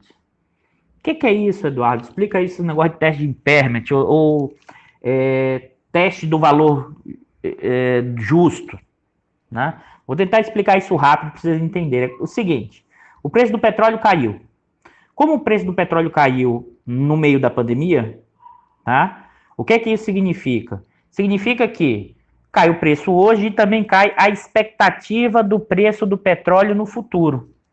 E as projeções da Petrobras, e aí derivativos que tem para cobrir, as expectativas de exportação do futuro, as receitas. Então, tudo isso afeta, né, o valor dos ativos da empresa. Como assim, Eduardo? Porque o valor de uma empresa depende de quanto esse ativo vai render no futuro. Então, vou dar um exemplo, Anderson. A Petrobras, em média, uma plataforma custa entre 5 e 7 bilhões. O valor dessa plataforma, que foi pago para produzir, ela vai render, né, o quê? Produzindo petróleo. Receita. Então, produção de petróleo ao longo de 20 anos. Se o preço do petróleo no futuro, né, a expectativa é que ele caia, então essa refinaria, no seu valor justo, vai ter um valor menor, né, do que se esperava quando o preço do petróleo está mais alto, né? É o que você chama isso do teste de impairment. E o teste de impairment aconteceu no primeiro trimestre de 2020, gerando um prejuízo contábil, tá, Anderson? Isso aqui é importante para os ouvintes aqui. Na verdade, a Petrobras não pagou, não desembolsou, não saiu do caixa 65 bilhões. Ela fez um registro contábil, né, negativo de 65 bilhões por causa das mudanças no parâmetro dos seus ativos, ou seja, dos parâmetros de planejamento, de câmbio, preço futuro de petróleo, expectativas. Então, isso gerou um prejuízo contábil de 65 bi. Por isso que muita gente do mercado, né, e também a gente lá do INEP, projetou um prejuízo, né? Nesse último trimestre, quarto trimestre, a Petrobras reverteu reverteu parte desse impairment em 30 bi. O que é isso, Eduardo? Por que isso, Anderson? Que jogo contábil é esse? Não. O preço do petróleo hoje já está a 60. Então, o mercado futuro de petróleo já projeta um preço mais alto. Então, essa mesma plataforma que antes, se você faz o cálculo, quando no auge da pandemia, ela tinha um valor menor, ela voltou a ter um valor maior, porque ela vai render no futuro mais receitas, porque o preço do petróleo subiu. Né? Então, você reverteu o impairment em 30. Aí você vai dizer, era 65 e reverteu em 30. Mas mesmo assim ainda tem um preço contábil de 30. Como é que deu lucro de 7 bi? Aqui eu acho importantíssimo, porque os resultados da Petrobras foram melhores do que o esperado. Por 2 motivos. Primeiro, aumentou a produção de petróleo. Né? Em cerca de 4%, não falo a memória aqui, 4%. Então, a produção de petróleo diária aumentou. Foi possível, mesmo na pandemia, manter parte da produção e, mais ainda, esse aumento da produção está associado a investimentos realizados no passado. Para vocês, ouvintes, para vocês terem ideia, a decisão para uma plataforma ficar pronta demora entre 5 e 7 anos. Ou seja, plataformas que estão... Não é nem plataforma, porque plataforma é coisa de algumas características. Hoje são mais unidade de produção, porque são navios, inclusive, ancorados, não necessariamente é plataforma. Mas uma unidade de produção hoje no pré-sal, que entra hoje em operação, é uma decisão que foi feita de 5 anos atrás. Né? Ou seja, são investimentos em 13, 14, 15, que agora ficam prontos. Tá? Que agora ficam prontos. E nesse sentido, e mais ainda, né? Além de tudo, o pré-sal se mostrou altamente rentável. Né? Os custos de produção divulgados pela Petrobras, o chamado breaking even, ou seja, custo de exploração, custo de produção, custo de capital, gira dos projetos do pré-sal entre 25 e 30 dólares o barril. Hoje o barril está a 60. Né? E se você aumentou a produção, e mais ainda, você aumentou a produção e conseguiu vender essa produção para o mercado externo. Então, esse é um dos elementos que explica, né, esse resultado melhor do que o esperado. Além disso, e outro que foi fundamental, durante a pandemia, e a necessidade do lockdown, ou seja, do fechamento, isso reduziu fortemente as vendas de derivados para o mercado interno. E a Petrobras conseguiu deslocar parte da sua produção, né, para o mercado externo. Para você ter ideia, as refinarias, inclusive, aumentaram o nível de utilização. Em 2019, o nível de utilização das refinarias era de 77%.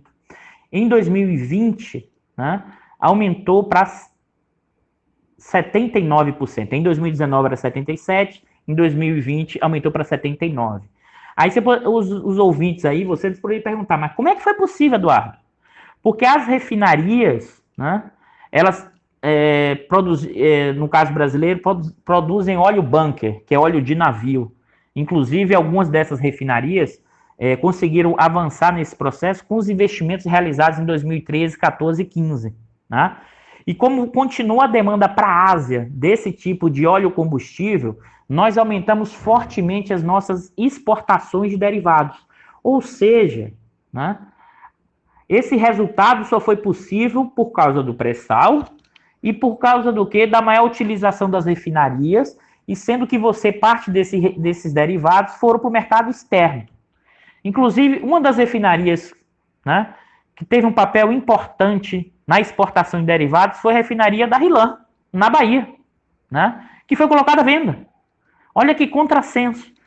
Isso aqui é importante, ou seja, esse dado mostrou que, mesmo no período de forte queda do preço do petróleo, em parte, né, foi possível esse lucro, inclusive diferente de outros petroleiros, porque você conseguiu utilizar de forma eficiente o seu parque de refino, que exatamente agora está sendo colocado à venda. Uma refinaria já foi colocada à venda. Né? Então isso explica, acho que é importante, isso explica um resultado de 7 bi muito melhor do que o esperado, o que mostra que a Petrobras dá sim para ter lucro e dá sim também para fazer mudanças em termos de suas estratégias e também em termos da questão do preço dos derivados.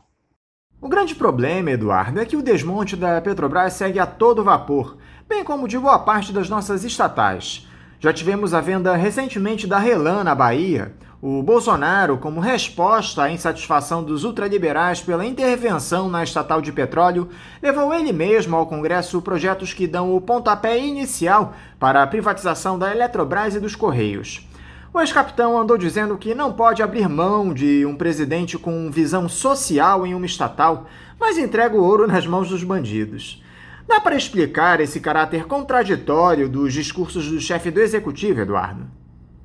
Anderson, na verdade, a discussão que o Bolsonaro faz, a gente fica olhando assim, o Bolsonaro está dizendo que o presidente da estatal tem que ter preocupação com o social. Mas ele mesmo entregou a privatização da Eletrobras. Então, isso é inconsistente, isso é incoerente, isso está associado a, vamos dizer assim, a um discurso contraditório. Acho que aqui é importante a gente dar uma limpada nessa análise do que a gente faz das trajetórias do Bolsonaro, não a partir do nosso olhar da realidade. Porque a gente está olhando aqui intervencionismo, neoliberalismo, desenvolvimentismo, questão social. O Bolsonaro não está olhando com essa chave. O Bolsonaro está olhando com a seguinte chave. O que é que eu preciso fazer para me manter no poder? O que é que eu preciso fazer para manter minha popularidade? Ele opera desse jeito o tempo inteiro. O movimento dele é esse. E por que essa preocupação agora com a questão estatal? Porque ele sabe que vai aumentar a tensão esse ano, porque a retirada do auxílio, e mesmo o auxílio que está sendo proposto é muito menor do que o de antes, numa economia que está completamente com o motor enferrujado, a tendência é que, pra você ter ideia, Anderson, saiu na sexta-feira a taxa de desemprego, tá? São 6 milhões a mais de pessoas desempregadas na comparação. São 6 milhões de perdas de ocupação, né, nos 3 últimos trimestres do ano comparado com 2019. Mais ainda, 28% da população está desalentada, que são os desempregados, mais de 13 milhões de desempregados, tá?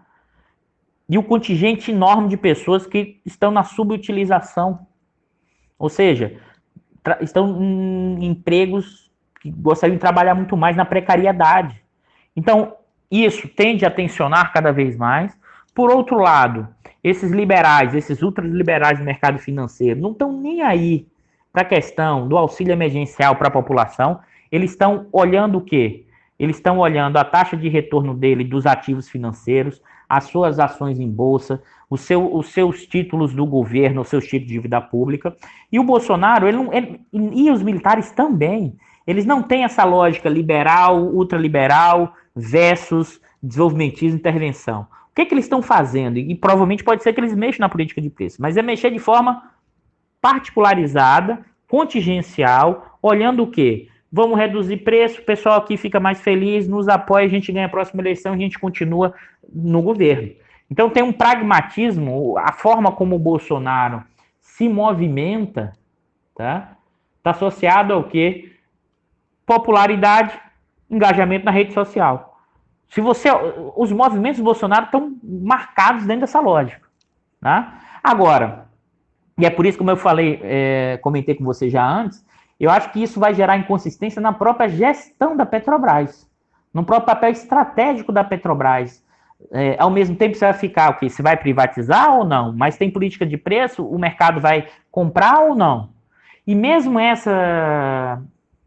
o projeto de lei, Anderson, da Eletrobras, eu conversando com um grande amigo que é especialista no setor, Ronaldo Bicalho, né?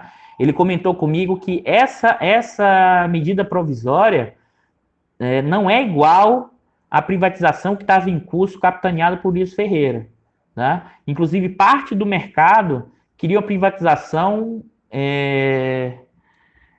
ainda mais favorável a seus interesses. Então, a gente tem que olhar que nuances que estão se formando, porque eu acho que vai aumentar a tensão entre militares e Bolsonaro e o mercado financeiro. Por quê? Porque os militares e o Bolsonaro prometeram entregar mundos e fundos ao pessoal do andar de cima. E não vai conseguir entregar. A pandemia acelerou as tensões, os processos, e esse pessoal do andar de cima vai aumentar a tensão. E o Bolsonaro, se tiver de escolher entre entregar para o andar de cima e entregar para a sua base, caminhoneiros, parte da sua base, ele vai entregar para a sua base, porque isso significa a sobrevivência política dele. E é por isso que, nesse contexto de aumento da tensão, é o argumento que eu tenho utilizado para a ideia de que a Petrobras, com o Silvio Luna, será a pasuelização da empresa. Eduardo, o Rio de Janeiro, que completou 456 anos de sua fundação ontem, tem sua história intimamente ligada à exploração do petróleo. Os cofres públicos, tanto do Estado como do próprio município, dependem dos royalties. Essa desvalorização da empresa nos últimos dias pode afetar a nossa arrecadação de alguma forma? E outra, é possível o gestor manter o equilíbrio das contas públicas sem depender do pagamento dos royalties do petróleo? Anderson, vamos começar pela discussão da pergunta que você fez sobre os royalties e a redução do valor de mercado da empresa. Se isso afeta ou não a arrecadação de royalties para o Estado do Rio e para o município do Rio, que hoje comemora aniversário. Tá? O que é que eu acho importante aqui? O valor de mercado da empresa não tem nenhuma conexão com a arrecadação de royalties. O que o royalties funciona? O royalties é uma arrecadação tributária de estados, municípios da União, né? Sobre o quê? Sobre o volume de petróleo, né? E quanto esse petróleo, o preço que esse petróleo é vendido. Então, a tendência daqui para frente, né, de aumento da produção, principalmente no pré-sal, tá? E tendência de aumento do preço do petróleo, hoje está em torno de 60, mas o mercado futuro projeta em torno de $70 o barril do Brent. A tendência é que os royalties vão aumentar. Então, não dá essa conexão aí, valor de mercado e royalties, a gente descarta. Um outro elemento que eu acho importante também reforçar é que a participação das receitas de royalties do município do Rio de Janeiro, né, em relação à receita total, é relativamente pequeno. Né?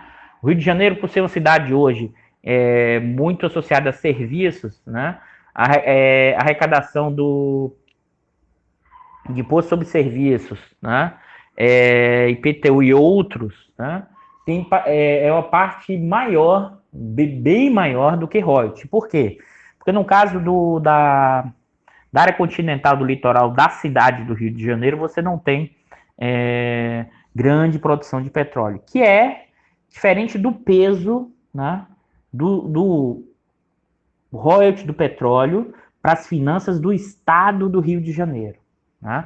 E aí sim o peso é muito grande, e em alguns municípios o peso é enorme. Né? Alguns municípios grandes produtores, como Macaé, como Campos,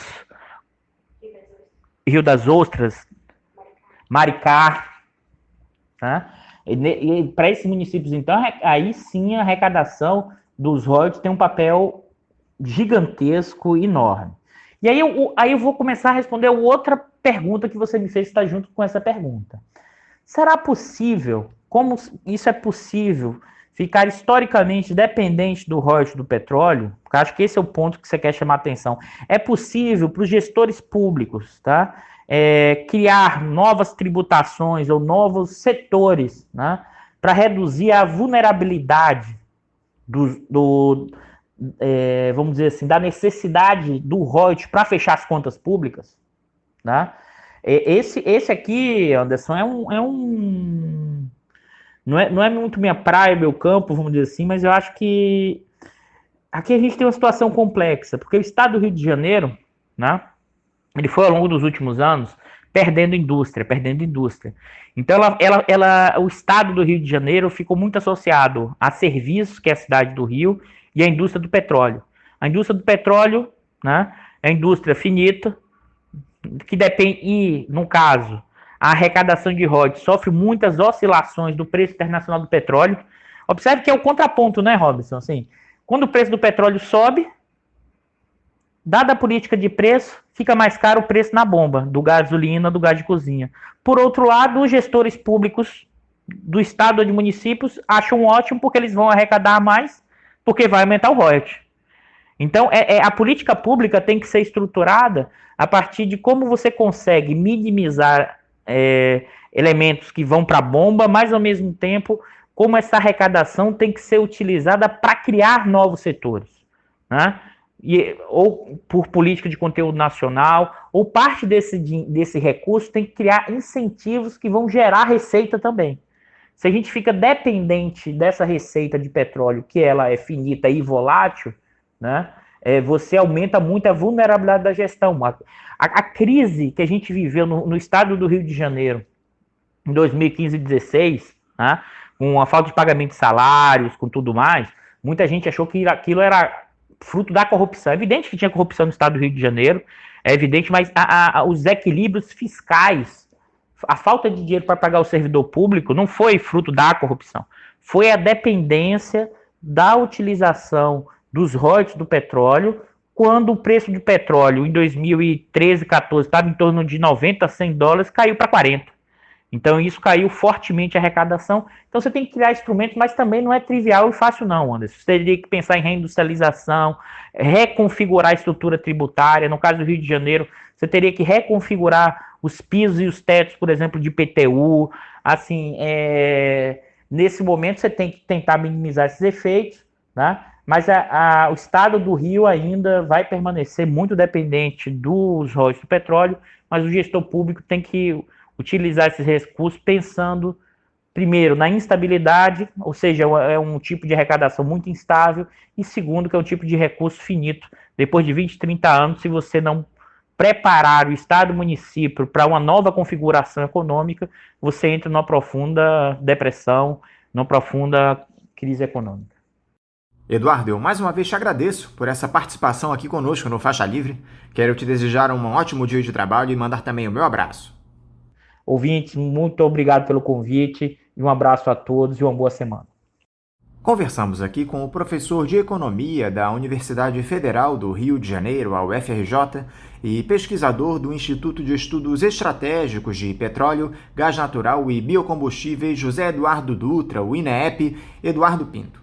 Vamos agora a um novo intervalo. Voltaremos daqui a pouco.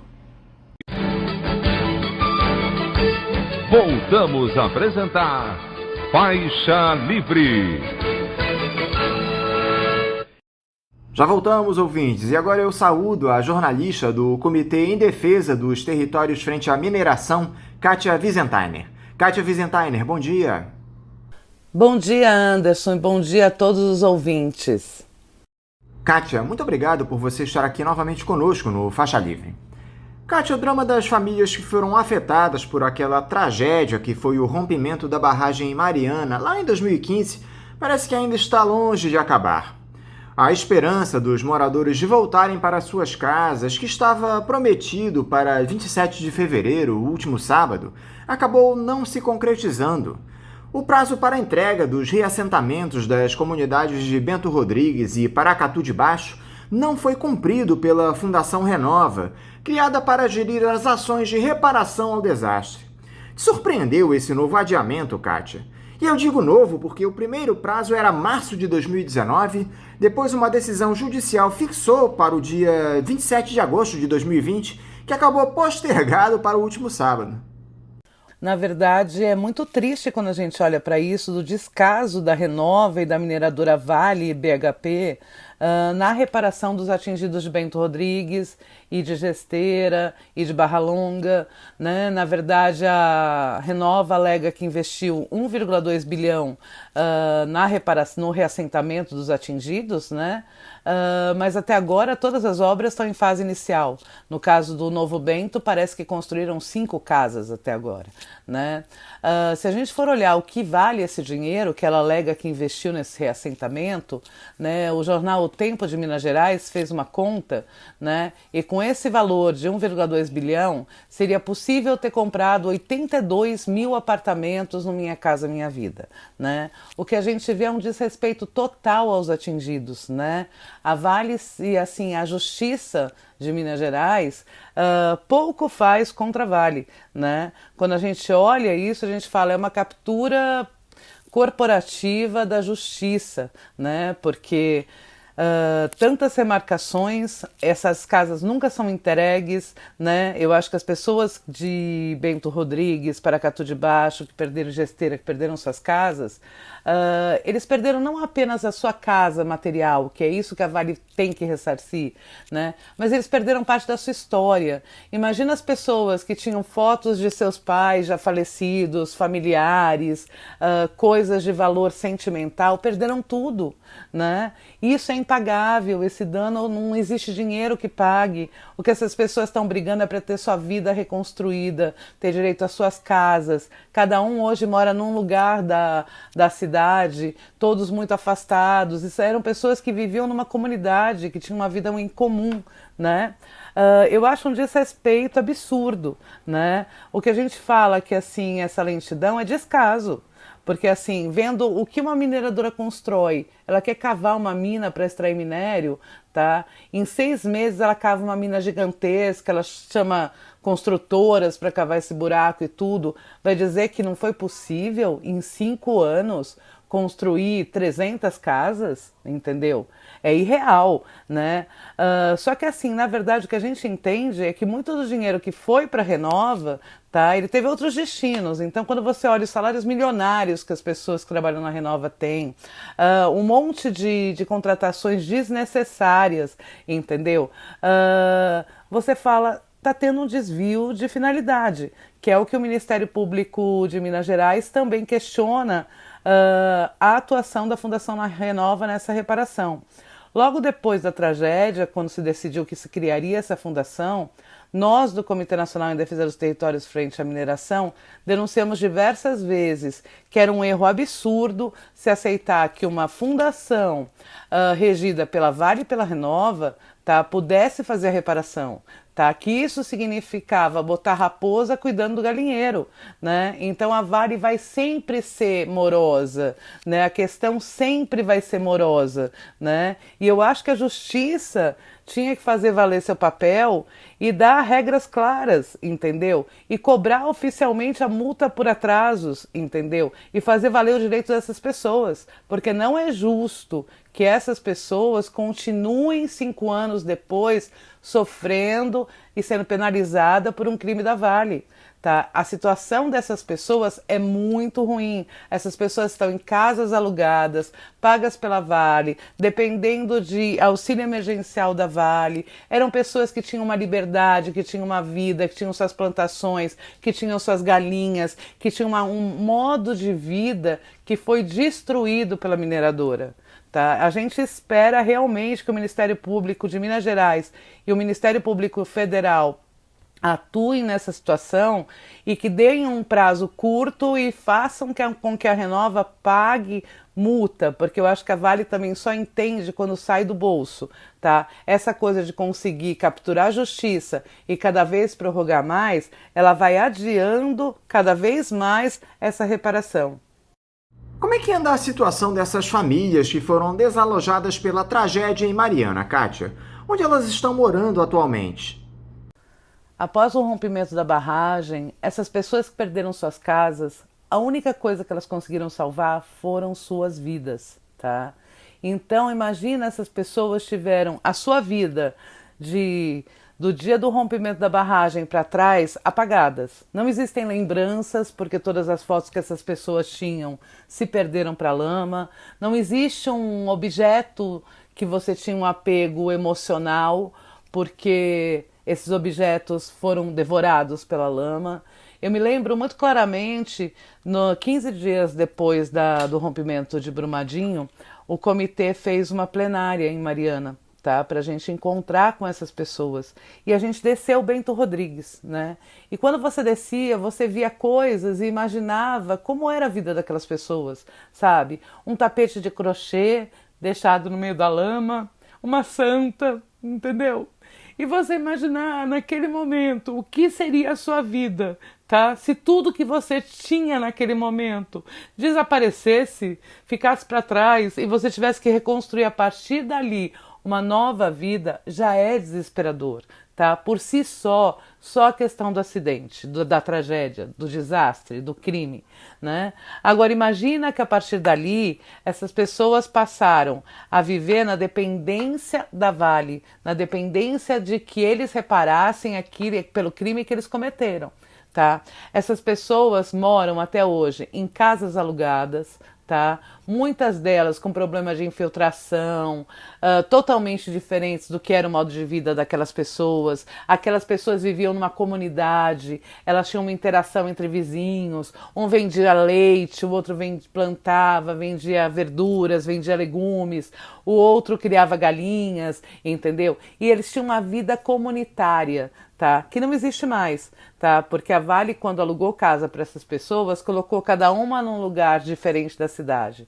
Por outro lado, essas pessoas, além de ter que lutar pela reparação, lutar para ter os seus direitos garantidos, de ter sua casa, de ter a continuidade do auxílio emergencial, que é tipo um salário miséria que a Vale paga. Muitas vezes uma pessoa ganhava vendendo seu leite 3, 4 mil reais por mês e hoje vive com um salário de um salário mínimo, entendeu? Então elas não têm o mesmo padrão de vida, tá? Além de tudo isso, essas pessoas estão morando em Mariana, tá?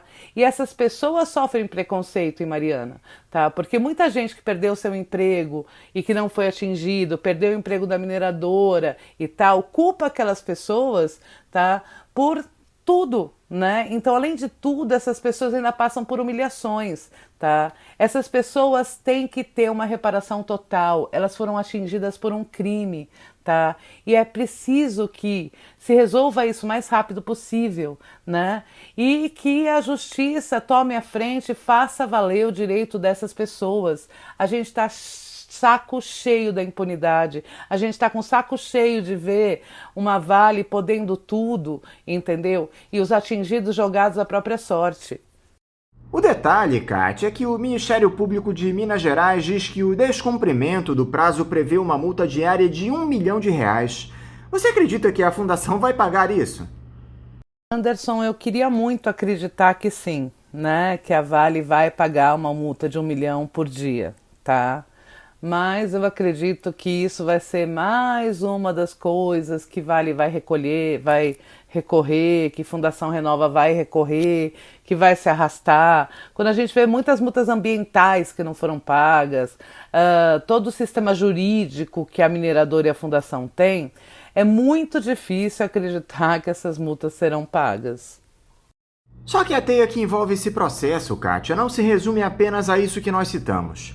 No ano passado, o MPF já havia entrado com um mandado de segurança pedindo a anulação de atos do juiz Mário de Paula Franco Júnior, da 12ª Vara Federal e Agrária, em Belo Horizonte, em 13 processos de indenização de atingidos pelo desastre da barragem da Samarco. A alegação é de que esse juiz teria praticado condutas abusivas, atos ilícitos e tomado decisões prejudiciais aos atingidos pelo rompimento da barragem de Fundão. Esse tal de Mário de Paula homologou acordos de indenização em processos que tramitaram indevidamente em sigilo e sem que o Ministério Público Federal pudesse acompanhá-los para apontar eventuais irregularidades. Em 2 desses acordos, aos quais o MPF teve acesso, foram identificados uma série de prejuízos. Pelo visto, alguns integrantes do Judiciário também estariam comprometidos com a impunidade que a Vale tanto busca, não é isso, Kátia? Eu acredito que existe em Minas Gerais, e principalmente no que envolve esse processo de Mariana, né, do rompimento da barragem de Fundão, existe sim uma captura corporativa da Vale da Justiça de Minas Gerais, tá? Quando a gente vê o quanto a Vale deita e rola e faz o que quer no Estado, né? Isso em prejuízo de acordos de pagamentos de indenizações e tudo mais, a gente entende que seria impossível a mineradora e a fundação atuarem dessa forma se a gente tivesse um sistema judiciário não corrompido, tá? Existe sim uma corrupção, tá? Existe várias denúncias envolvendo esse juiz, tá? O próprio MPF pede a extinção da Fundação Renova por desvio de finalidade, né? O que a gente vê ainda 5 anos depois são as pessoas tentando provar que foram atingidas, né? Isso é totalmente absurdo, todo mundo já deveria ter sido pago, todo mundo já deveria ter recebido suas indenizações, e ainda as pessoas estão tendo que provar que são atingidas, né? Então isso é totalmente absurdo, né? E eu acho que assim, a gente só tem essa impunidade porque existe uma corrupção, existe um poder da Vale sobre o judiciário de Minas Gerais. Né? Então a gente acredita que essas condutas abusivas, esses atos ilícitos e essas decisões que foram totalmente prejudiciais à reparação dos atingidos, tá? Ela só existe por conta de uma ampla captura da empresa com o judiciário de Minas Gerais. Nós soubemos também de uma denúncia, Kátia, de que uma advogada da própria Renova, que é mantida pela Samarco, pela Vale e pela BHP Hilton, andou ameaçando e intimidando os atingidos por esse desastre em Mariana. É nesse nível, Kátia? Explica como é que se deu esse caso aqui pra gente, por favor. Então, Anderson, a agência pública recebeu uma denúncia, né, uma gravação de uma das reuniões que foi convocada por uma advogada que representa a Renova, né? E é de um... Eu acho que até convido os leitores para procurar nas redes sociais, no site da Pública, e ouvir. Tem esse áudio completo, são 51 minutos de gravação. É absurdo, tá? Essa advogada não deixa os atingidos falar. Ela convoca essa reunião porque os atingidos, desesperados pela falta de decência mesmo da Renova, em cumprir o que é acordado, em fazer esses acordos, em executar as reparações, em entregar as casas, eles chegaram a fazer uma manifestação e fecharam uma via férrea. Tá? Não tem nada que irrite mais a Vale do que você fechar uma via onde ela está transportando o seu minério. Tá?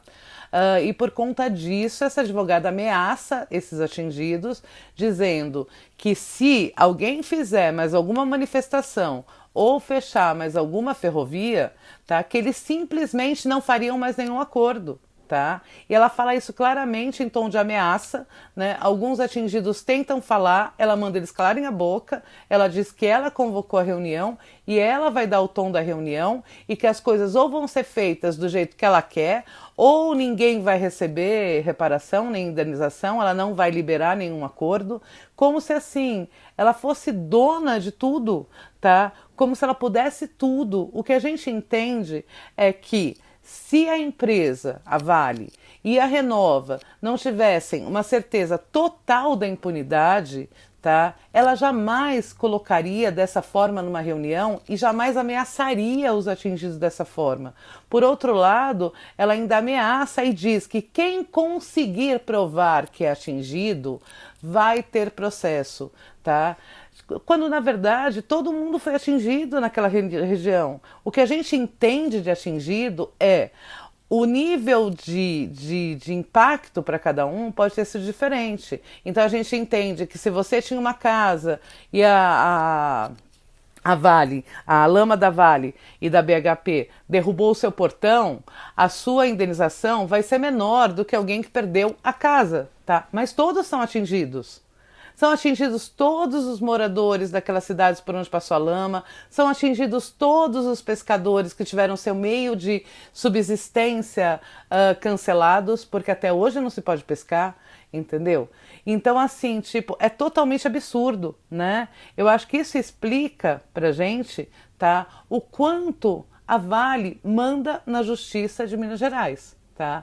Porque jamais essa advogada poderia falar o que ela falou, tá?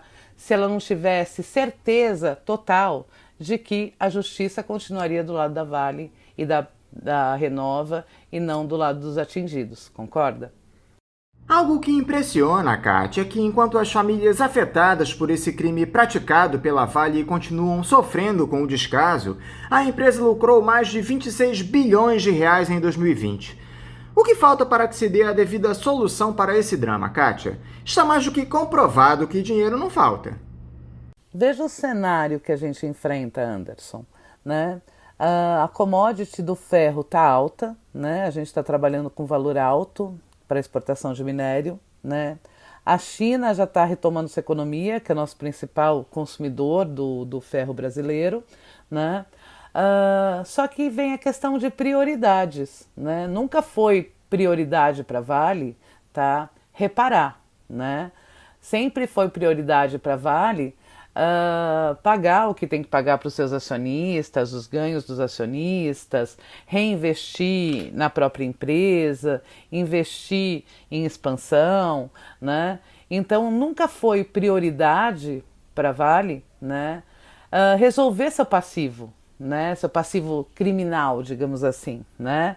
Porque hoje a gente tem dois casos muito emblemáticos, né? Que é a questão de Brumadinho e a questão de Mariana. Dois crimes com muitas mortes, com grande destruição ambiental, com muitos atingidos e tudo mais. Mas não é que em 2015 a Vale cometeu um crime, né? Se você olhar para o passado, né, em todos os lugares onde a Vale atua, ela está contaminando rios, ela está afetando pessoas. Quando você pega, por exemplo, o Carajás, no Pará, né, que ela transporta o ferro de trem, né, e que esse trem passa por 27 municípios no corredor Carajás, essas pessoas que estão nesses municípios têm suas casas rachadas, têm problemas de saúde grave pela poluição que vem do minério, morrem muitas vezes, entendeu, por conta disso. Pessoas morrem atropeladas pelo trem da Vale. No corredor Carajás inteiro, mais de 30 pessoas por ano morrem atropeladas pelo trem. Então não é que a indenização ela está sendo tardia nas questões desses dois crimes maiores, que é Brumadinho e Mariana, tá? Ela sempre foi assim, ela sempre brigou na justiça para não pagar, né? Então nunca foi uma questão de dinheiro. Tá? Eu acho que é uma questão de moral mesmo, né? Agora eu acho que isso a gente só muda, tá? Quando a gente tiver um sistema judiciário que realmente impõe sanções se você não cumprir esse tipo de coisa, e quando a gente começar a discutir o modelo mineral brasileiro, porque o modelo mineral brasileiro ele é permissivo demais, né? Ele é absurdo. Tá? Ele trata o tempo todo dos direitos das mineradoras e pouco se olha para as comunidades que estão ao redor das mineradoras, que estão ao redor das barragens, que estão ao redor de lugares por onde a logística dessa distribuição do minério passa. Então, acho que enquanto a gente não olhar para o modelo mineral que a gente tem no Brasil e o quanto ele não prioriza olhar para as pessoas e comunidades, a gente vai ter sim essa impunidade persistindo. Eu gostaria que você falasse também, Kátia, sobre outra tragédia que tem a Vale como protagonista, a de Brumadinho, que completou 2 anos pouco mais de um mês atrás. Um laudo emitido por um perito da Polícia Federal confirmou que o rompimento da barragem da mina de Córrego do Feijão foi desencadeado por perfurações verticais feitas por engenheiros da mineradora em um ponto frágil da estrutura. A Vale alegava que o incidente havia sido provocado pelo próprio peso do reservatório, associado às chuvas do fim de 2018. Isso é gravíssimo, Kátia, e comprova que não havia qualquer tipo de cuidado da Vale com a segurança daquela barragem, tampouco conhecimento a respeito do resultado que determinadas intervenções poderiam provocar. Fato é que isso provoca uma reviravolta no caso. Como é que você analisa essa notícia, Kátia? Os envolvidos na tragédia imaginavam que a responsabilidade da Vale ia muito além de um episódio incidental? Se a gente voltar, Anderson, a janeiro de 2019, eu estive durante 10 dias logo depois do rompimento em Brumadinho, e isso era uma coisa que muitos funcionários da Vale que sobreviveram comentavam à época, que a Vale estava fazendo uma obra referente à barragem, tá? Eles não tinham detalhes, eles não sabiam explicar o que era essa obra, mas se sabia que essa obra estava sendo feita, né? Eu acho que tem uma reviravolta no caso, que eu acho que o tempo todo a Vale tentou dizer que foi uma fatalidade, foi um acidente, tentou encontrar 1001 justificativas, o peso da barragem, o formato da barragem, enfim, né? e que não foi um acidente, não foi um rompimento casual, né? Não foi um rompimento por causa do excesso de peso, foi uma obra, uma tragédia que ela provocou, né? A partir do momento que ela fez essas perfurações e que esse laudo traz isso, fica claro o descaso dela com os próprios funcionários, a irresponsabilidade sabendo que aquela barragem poderia romper fazendo essa obra e com o restaurante dos seus funcionários abaixo da barragem, entendeu? Eu acho que muda, no meu ponto de vista, não sou advogada, mas eu acho que muda essa questão. Eu acho que assim, ela sendo a causadora deste crime, ela deveria ter o aumento na responsabilização desse crime, né? E eu acho que deveria também ser revista toda a reparação e essas pessoas serem reanalisados os seus processos, né? Porque foi um crime premeditado, né? Eu acho que o que isso tudo traz é a premeditação deste crime de Brumadinho. Já a ideia dos procedimentos que devem ser adotados daqui em diante, Kátia, após a revelação desse laudo, eu imagino que o nível de responsabilização dos culpados agora seja ampliado, já que houve uma intervenção proposital na estrutura da barragem. Isso é o que a gente espera, né, Anderson? A gente espera que seja aumentado o nível de responsabilização dos culpados, né? Já que foi um crime premeditado, digamos assim, né? A partir do momento que você assume o risco, é como dirigir bêbado, você pode não matar ninguém, mas você está assumindo o risco de matar. A partir do momento que ela fez essas perfurações, ela assumiu o risco de rompimento daquela barragem, né? Então eu acho sim que deve haver uma reviravolta neste caso, mas o quanto isso vai repercutir e o quanto isso vai reverter em benefício na reparação dos atingidos desse crime, eu não saberia te dizer. Kátia Wiesentheimer, muito obrigado mais uma vez por você estar aqui conosco no Faixa Livre. Eu quero te desejar um bom dia de trabalho e um forte abraço.